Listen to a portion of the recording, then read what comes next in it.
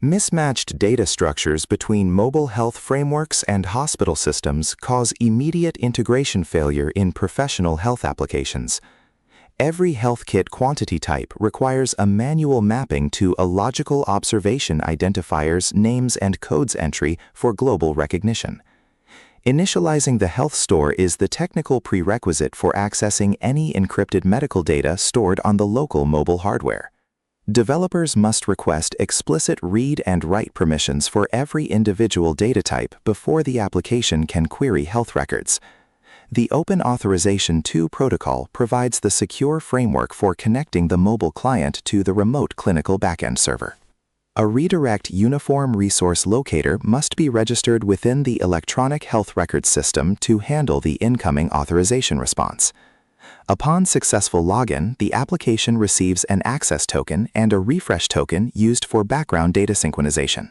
The Fast Healthcare Interoperability Resources Observation resource is the primary container for most vital signs and health data types.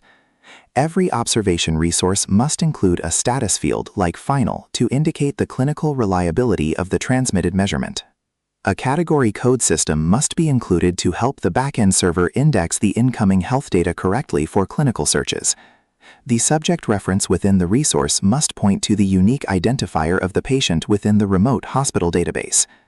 Timestamps from the mobile device are converted into the ISO 8601 format to ensure global compatibility. The unified code for units of measure ensures that a weight in kilograms is interpreted correctly by the receiving server. Blood pressure data requires a component-based observation structure to house both systolic and diastolic values in a single resource. Using the statistics query allows the application to aggregate millions of samples into daily summaries before transmission to the backend. Aggregating data reduces battery consumption and network load by avoiding the transfer of redundant high-frequency sensor readings. Background delivery enables the application to receive updates from the health database even when the user is not actively using it. The operating system limits background execution time, so synchronization tasks must be highly optimized and finish within seconds. Anchor queries provide a mechanism to fetch only the specific data points that have changed since the last successful synchronization.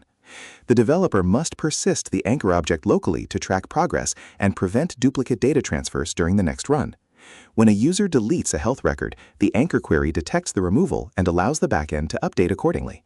Fast Healthcare Interoperability Resources Bundles allow multiple individual resources to be sent in a single hypertext transfer protocol request. Using the batch type in a bundle ensures that each resource is processed independently by the destination clinical server. Conditional updates use the if-none match header to prevent creating duplicate records for the same measurement event on the server. Metadata from the health sample includes hardware device information, which should be mapped to a corresponding device resource. Recording the source allows clinicians to distinguish between manual entries by the user and automated sensor readings from wearables. Deduplicating data becomes complex when multiple wearable devices report similar metrics to the central health database at once. Cross-system identifiers help link local mobile records with existing entries in the master patient index of the hospital database. Refresh tokens must be stored in the secure keychain to maintain connectivity without requiring repeated manual user logins. Network resiliency is achieved by implementing exponential backoff strategies for failed data upload attempts during poor connectivity. The Clinical Records Application Programming Interface provides access to official medical documents like lab results and historical immunizations. Clinical records are often already in the standard format, but require individual scope permissions for each specific resource type. Parsing clinical JavaScript object notation requires careful handling of nested extensions and specific profile constraints defined by the server. Sleep analysis samples are mapped to observations using specific codes to represent rapid eye movement and deep sleep stages. Distance and energy burned metrics use specific quantity types that must be converted to meters and kilocalories for consistency. Dietary intake tracking involves mapping complex food identifiers to standardized nutritional codes for use in the clinical backend. Normalizing coordinated universal time offsets is vital to ensure that data collected across different time zones remains chronologically accurate. On-device encryption ensures that sensitive health data remains protected if the physical hardware is lost or compromised. Application programming interface rate limits on the server require the mobile client to throttle its synchronization frequency during high volume. Validating resources against a specific server profile prevents rejected requests due to missing mandatory elements or incorrect data types.